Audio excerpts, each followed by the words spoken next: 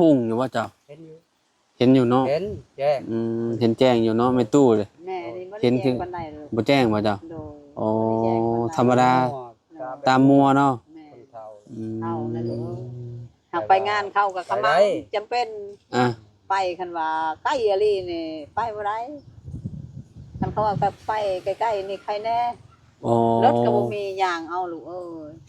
แม่ แม่น ใก เล ล้ ย ขั้นพุ่นยางทา ห รถ มู่ ทา มีรถมีล่างแล้วเขาขี่รถหมด เคยย่างไกลสุดไปฮอดชัย ไปฮอดอันนั้น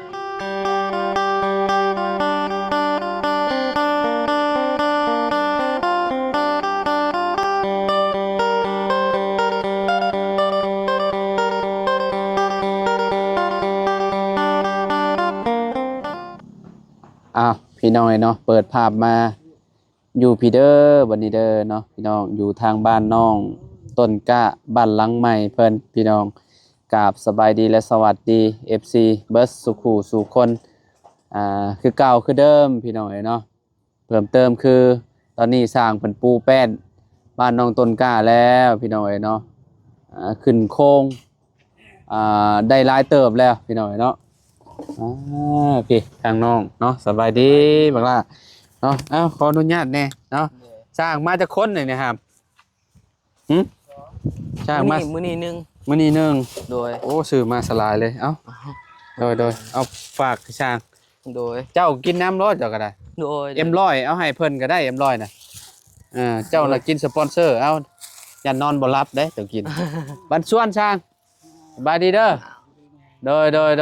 พี่น้องเอ้ยเนาะเสือไว้นี่แหละ อ๋อพี่น้องเอ้ยเนาะใช้ทางขึ้นอยู่ใช้อันนี้บ่น้อง สปอนเซอร์ ขึ้นนี่บ่ต้น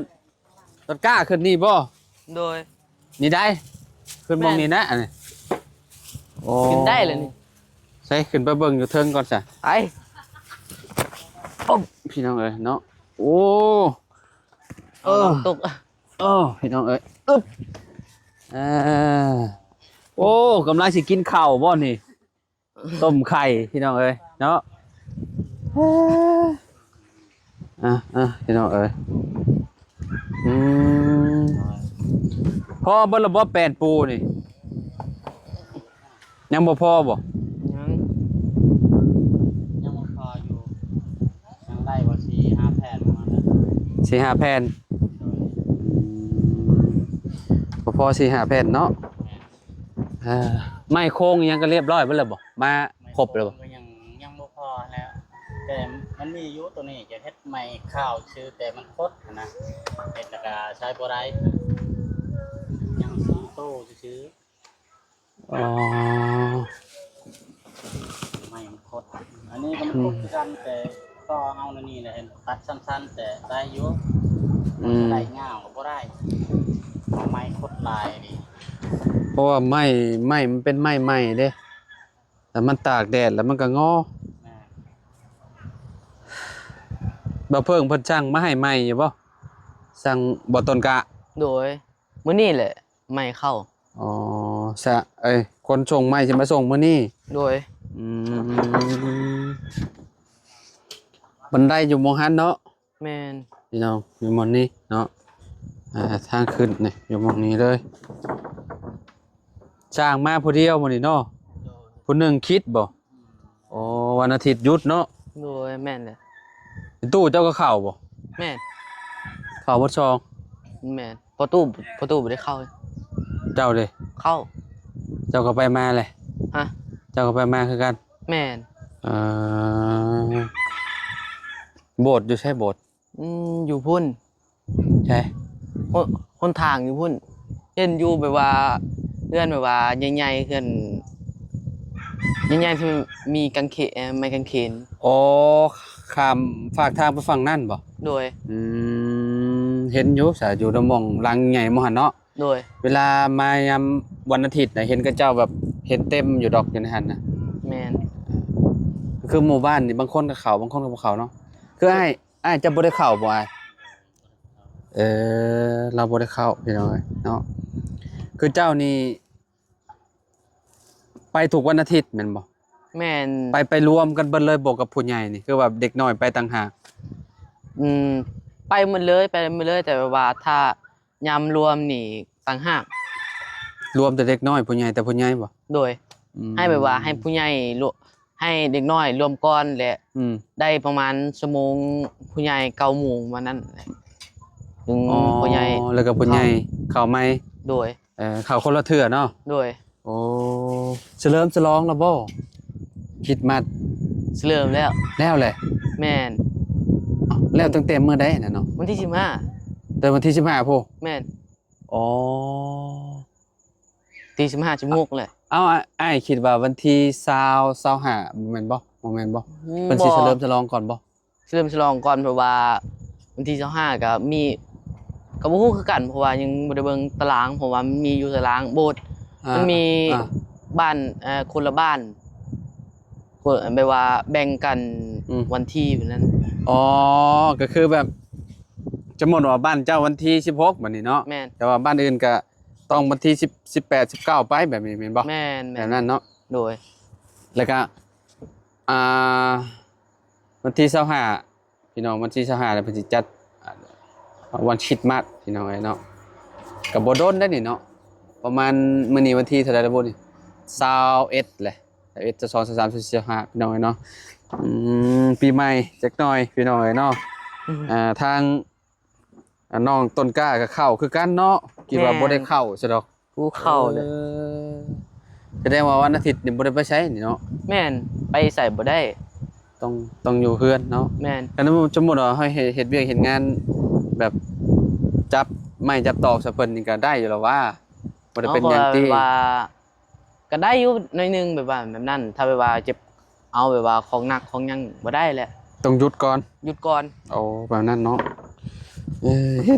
ห็นหลายๆอันไปหลายๆบ่อนแล้วเพิ่นก็แบบนี้แหละวันอาทิตย์แล้วเพิ่นสิแบบสิหยุดพี่น้องหยุดแบบเวียกหนักๆเนี่ยเพิ่นจะบ่ค่อยเฮ็ดเนาะถ้างานเบาๆแล้วเฮ็ดอยู่พี่น้องไอ้เนาะคือถ้าเวียกแบบไปคนไม้คนตอกแบบบ่ได้แบบนั้น โอ้บ่ได้แหละแบบนั้น ต้องหยุดแบบนั้นเนาะ แม่นวันหยุดก็คือวันหยุด อันนี้ปูแล้วแหละเนาะเราเรียบร้อยเอ่อต้นเสาใหญ่มันแน่นอยู่เหือนพี่น้องเอ้ยเนาะเดี๋ยวก็ยึดเฮือนครัวออกไปนี่ในอนาคตนี่ อืม คันว่ามีเงินมีหยังไปละก็ออกเนาะ นั่นเผื่อไว้จงไว้ฮะ ปู่เอามุมนั่นเนาะเฮือนครัวมุมนั่นเพราะว่าที่เรามุมนั่นสิกว้างพี่น้องมุมนั่นเนาะกับมุมนี้ก็เป็นหน้าบ้านมุมนี้เนาะ หน้าบ้าน หน้าบ้านเนาะเฮ็ดอยู่หั่นเนาะห้องห้องน้ำอยู่มุมนั้นเลยห้องน้ำจุ๊เจ้าบ่ได้มีหรอวะ บ่ จุ๊เจ้าเข้าอยู่ใช้ห้องน้ำ อยู่ป่าแหละ ไปป่าบ่ แต่ละมื้อไปป่าแล้วเนาะ แม่น ปวดหนักปวดเบาก็เข้าป่าอย่างเดียวพี่น้องเอ้ยห้องน้ำบ่มีก็ไกลอยู่ได้เนาะป่าแถวนี้ก็เป็นสวนยางก็จะบ่ได้เด้สวนยางพาราไปมุมนั้นก็สิเป็นเฮือนกับเจ้าอยู่หั่นเนาะต้นกล้าเนาะ แม่นแม่นแม่น จุ๊เจ้าข้ามไปฝั่งได้สบานบ่มีฮอดป่าเลย เอาข้ามแถวนี้แหละ ห้วยห้องมีบ่แถวนั้น อืม ฮะ แถวป่ากล้วยนี่แหละ เอ้า ป่ากล้วยแถวนี้ บ่ว่าอยู่ใกล้ๆนี่ บ่แบบว่ามันอยู่ใกล้ๆอยู่พูนบ่แม่นว่าอยู่นี่มันอยู่ใกล้ บ่อยู่มุมนี้น่ะมีเฮือนคนแม่นบ่ แม่นอยู่ แต่ว่ายับไปพุ่นน่ะบ่มี แม่นแม่น อ๋อ อยู่ เป็นป่าบ่จะพุ่น แม่นเป็นป่า อ๋อ อยู่ฝั่งอยู่พุ่นมีสองหลังเฮือน โอ้ย บ้าน กระบาบแต่ผู้เฒ่าเพิ่นนี่แหละผู้เฒ่าสมมุติว่ามีห้องน้ำสิกล้าเข้าอยู่บ่ฮะบางคนน่ะบ่เคยเข้าห้องน้ำตั้งแต่ยังน้อยๆเกิดมาบ่เคยเข้าบ่เข้าเด้บางคน เข้าแล้วก็แบบย่านห้องน้ำหั่นน่ะ เอา เอาอีหลีเด้ แม่นแม่น แม่นล่ะว่าน้อง แม่น คือเจ้าสิกล้าเข้าบ่เจ้าบ่เคยเข้าจักเทื่อก ล้าแหละ สมมุติมีห้องน้ำเอ้า โอ้กล้าแหละ ใช่เห็นซุมน้องมงน้องไม้ดอกอยู่บ้านสกีน่ะเฮ็ดห้องน้ำให้บ่เข้าไปเข้าอยู่ป่าพุ่น เอ้าบ่ได้แบบนั้น ยายจะเอาอดีตเก่าเนาะ พ่อแม่น่ะบ่ได้เข้าเลยพ่อแม่น่ะแบบ อืม เข้าห้องน้ำจักสิใช้แบบใดว่าซั่นอ๋อเฮาว่าระบบตะกี้แต่ก่อน แต่คุมื้อนี่เฮาว่าเข้าห้องน้ำนี่สบายสุดแล้ว แม่นสบาย เวลาเฮาปวดหน้าปวดเบ้ากับแลนเขารถเนาะพี่น้อง แม่น บ่ได้อยากไปไกลหั่นนะมีห้องน้ำมันรถสะดวกแท้ๆอาบน้ำก็อาบในห้องน้ำรถอือ สิมี บางคน ญาติ น่ะ หยัง ไปอาบอยู่ห้วยบางคนน่ะมีห้องน้ำมันก็ได้ โอ้ อืมบ่ชินเด้ แม่นบ่เคย บ่เคยตั้งแต่เกิดมาบางคนบ่เคยใช้แล้วก็แบบมันบ่ชินแล้วก็แล้วพี่น้องเอ้ยคือน้องนี่กล้าเนาะ กล้าบ่มีอยู่โบสถ์อยู่พุ่น เคยเข้าอยู่ เคย โอ้ แต่เด็กก็เคยนะ สบาซเนาะมันก็สิบ่อันนั้นบันไดซะเนาะบ่ย่านบันไดซะเนาะบางคนน่ะย่านห้องน้ำ บ่กล้าเข้าอาบ บ่และบ่ย่า บ่กล้าน และ ใส่พร้อมพี่น้องเอ้ยคือข่อยนี่ตะกี้แต่ก่อนก็คือกันอยู่แถวบ้านจุ่มข่อยน่ะก็แล่นเข้าป่าคือกันเวลาเฮาปวดหนักปวดเบาก็เข้าผู้แลแล่นเข้าป่าอย่างเดียว ยามฝนก็ยุง โอ้ ยุงนี่โคตรหลายยามฝนน่ะ ลำบากยามฝนนี่แหละ แม่นยามฝนนี่คือต้องทำใจโลดพี่น้องยุงหลายมีแต่โตใหญ่ๆโลด เพื่อที่โอ้เนาะเฮาสมมุติว่าเฮาเจ็บท้องดุบัดนี้ต้องแล่นเข้าแต่ป่าอื้อพี่น้องเอ้ยคิดเงาะ เข้ามาแล้วยุงกัดอีก แม่นมีบ่ทากอยู่บ้านเจ้า ทาก ทากมีบ่ตุว้ากระโดดคบก้นนี่คือว่าแล้วอื้อเว้าแล้วก็อื้อหนาวลุกพี่น้องเอ้ยเนาะไปๆๆลง โอเค ลงไปข้างล่างก่อนพี่น้องเอ้ยเนาะสูงเท่าใดนี่น่ะ 160 106บ่ 160 65ประมาณ แฮโหวิทย์อยู่ซะหัวเฮาพี่น้องเอ้ยเนาะสบายนี่ยังเหลืออีกคืบหนึงประมาณคืบหนึงเนาะน้องต้นกล้าลองย่างแล้วมึงดูนี่น้องย่าง วิทย์ โอ้ดึกชนอยู่ไดอืม บ่แหละส่วนในนี่ นี่พอดีเลย พอดีเลย เวลาถมก็บ่ได้อันนั้นแหละพี่น้องเอ้ยเนาะพอดีแล้วสำนี้เนาะวิทย์หัวข่อยเท่านึงโอ้โจ คะแนนเฮาย่างแบบเฮาบ่ระวังปานใดก็อยากชนนิดนึงสำเพื่อนน้องไส้พี่น้องเอ้ยเพื่อนน้องไส้สักซ้ำนี่แหละ เนาะ คือเห็นบ่าวบุญคงบ่เมื่อวานนี่บ่เรามา แม่นบางคงกับน้องไส้มา โอ้เพิ่นมาแจ้งข่าวดีบ่ แม่น สมทบ แม่น เอ่อสมทบเฮ็ดเฮือนเจ้านี่บ่ แม่น ดีแล้วดีใจนำพี่น้องเอ้ยเนาะถือว่าขังและงามและเฮือนน้องเพิ่นเนาะโอ้มันเฮ็ดหยังอ่ะล่ะเห็นหนูบ่เอ่อทางแม่ตู้พ่อตู้สบายดีตู้นี่โดยเอานั่งก่อนนั่งนำกันก่อนเนาะ ว่าลูกทำกินแม่นคงดูว่าโอ้เพิ่นเฮ็ดให้ห้องน้ำเพิ่นก็ถ่ายใส่ห้องน้ำก็ถ่ายแต่พูดถ่ายอยู่ป่าโอ้แม่นแต่เธอนี่มีแต่ทากยามฝน แม่นบ่ ยามนี้อยู่บ่เห็นยามนี้ แม่นแหละบ่แม่นมันยามมันแดดเด้ นั่นแหละ อันนี้ได้บางคนได้เห็นห้องน้ำให้บ่กล้าเข้าพี่น้องเอ้ย อันนี้ บ่กล้าเข้าแบบ เขาก็บ่ให้ถ่าย อ๋ นี่ อโดยขอบใจละลาย ถ่ายใช่ก็มีทุกคนเขาหมด แถวนี้เป็นสวนกับเจ้าเบิดนี่เนาะอ้อมแอมนี่ เนี่ย น้องชะเขาทุกคนก็มีแต่เฮือน เอ่อ เฮือนมันต้นนี้ต่อเลยหมดห้วยเลย สุเจ้าเคยเข้าอยู่บ่ห้องน้ำ เคยหั่นแหละ เคยอยู่เนาะ เคยไปห้องหมอเคย คืออยู่ซะเนาะ มักในห้องน้ำแหละ ดีที่สุดคือห้องน้ำนี่แหละ โดยดีแหละ ปวดหนักปวดเบากลางค่ำกลางคืนเนาะ นั่นแหละ เฮาอีกอย่างหนึงเฮาก็เฒ่าเลยฮะนะ กับอันนึงอันสองยุ่ง แม่น ขณะทายไปป่าพุ่นจักยุ่งจักงูจักแมงมอดก็ แม่น น้อย กลางคืนนี่ อัแหละเฮาถือก ลางคืนนี่โคตรลำบากเลยพี่น้อง มากอันนี้หนู คันว่าคือแบบนี้แหล้วนี่เฮือนนี่มีแต่เฮือนคนนี่เอาเจ้าสิไปอยู่ทางใดบาดนี่ แต่ทางใดก็มีแต่เฮือน มีแต่เฮือนอ้อมแอมอยู่ ชวนเข้า จะไปทายหาทายหามในชวนเขาแห้งอันนั้นเขาปรับใหม่ เอาก็เจ้าปรับใหม่แล้ว เอาก็คือกันแหละ แต่นั้น มอง คันว่าเฮามีกับคนอื่นมาตายอยู่สวนเขาก็จะให้กันแล้วเนาะ โอ้แม่ เครื่องปลูกกองฟังเฮาอีกเอ้ย นั่นแหละ เอามาสั่งให้พี่น้อง มองนี่ชวนตัวนี้จะน้อยเขาก็ปลูกเฮือนนั่นแหละ อืม คนดินกระเจ้านี่เขามาอยู่พี่เด้ก็มีแต่เฮือนคนบัดนี้เอาสิไปทายทางใดบัดนี้ขอโทษขอไว้น้ำลูก โดยพี่น้องเอ้ยเนาะ กำลังได้นี่ เพื่อนแล้วก็มีห้องน้ำแต่ โดย เนาะแบบพอได้ถ่ายยังใส่ก็คือสิดีนะตู่เนาะ แม่น มันก็สิ เอ้ยไหน ห้องน้ำบ่ฮู้เฮาเฮ็ดห้องน้ำบ่มีแห้งใช่ไหมคือประตูแม่ตูนี่ อืม ว่าเงินคำน่ะแห้งแตกแล้วลูกเงินคำนั่นคือ อืม ว่าไปหาแก้วเกลือก็มีแต่แม่เจ้านี่แหละหับเจาะหับจาง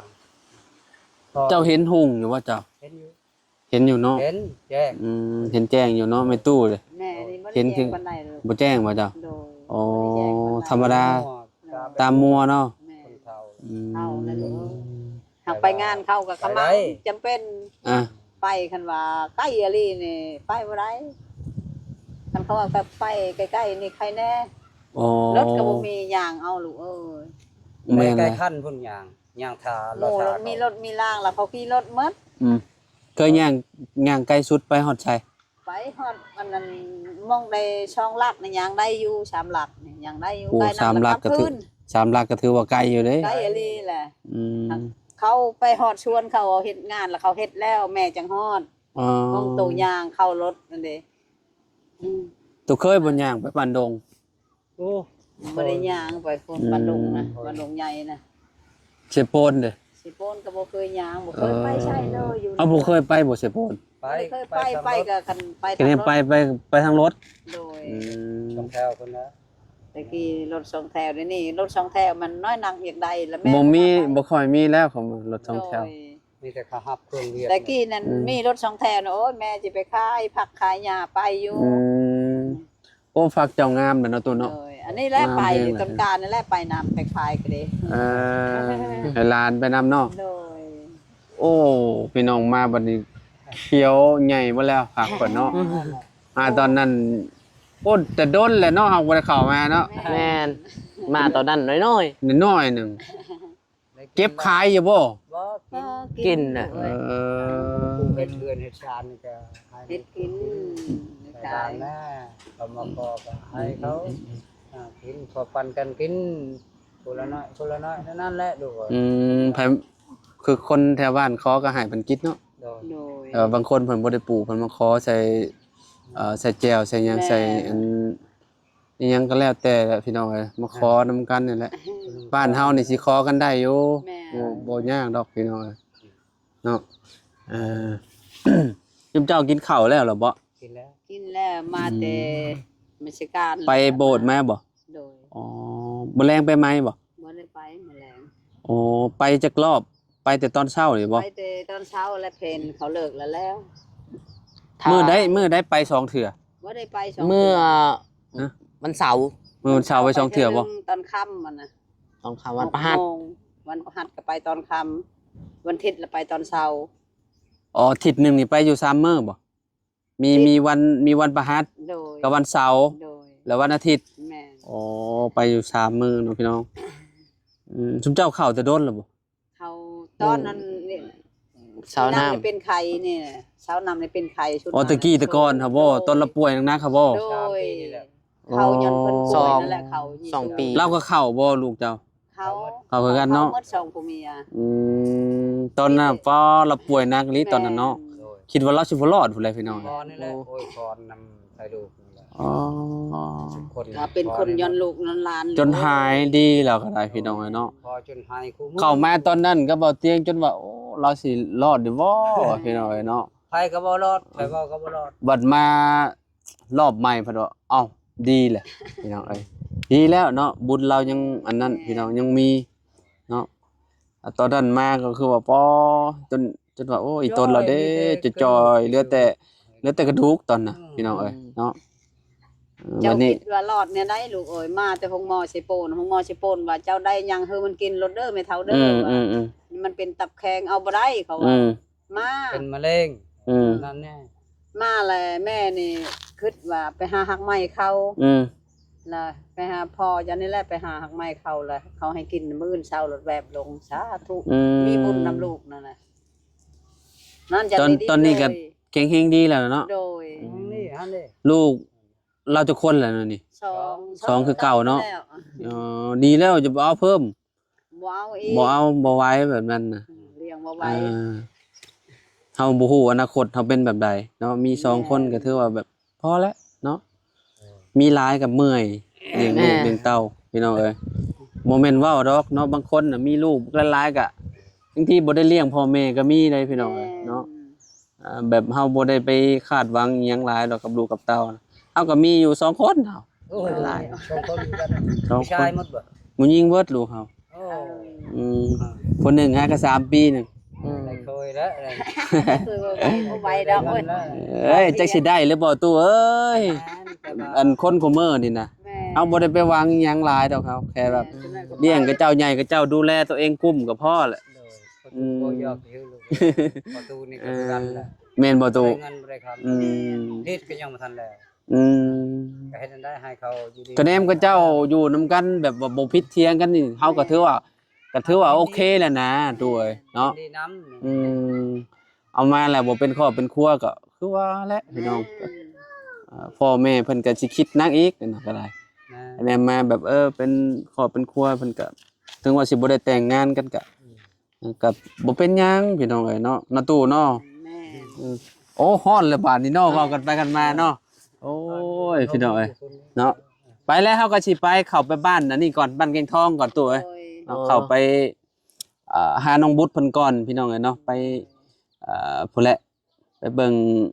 เรื่องค่าช่างนำทีมงานก่อนเนาะว่าเพิ่นสิสรุปเท่าใดค่าสร้างบ้านน้องบุตรพี่น้องเอ้ยเนาะตอนนี้ทางบ่าวจันทร์บ่าวบุญน่าสิอยู่พุ่นแหละเนาะบ่าวเพิ่งเนาะบ่าวเพิ่งออกไปแต่รถแล้วบ่ โดนแล้ว สงสัยอยู่บ้านเก่งทองนะฉันเนาะไปซะเอาไปเลยนะตู้เด้อเนาะอยู่ดีมีแฮง ดีมีแฮง โดยสบายดีเด้อ โดย ปลอดภัยไปมา โดยอาสาธุเด้อตู้เด้อโดยพี่น้องเอ้ยเนาะไปอยู่ดีมีแฮงขอบคุณหลายๆเด้อพี่น้อง FC เบิดสุขุสุคนที่ติดตามเด้อพี่น้องเด้อสำหรับคลิปนี้เฮาไปแล้วพี่น้องพอกันใหม่มื้อหน้ามื้อในสิเข้ามาหาน้องตองกล้าเพิ่นอีกพี่น้องโดย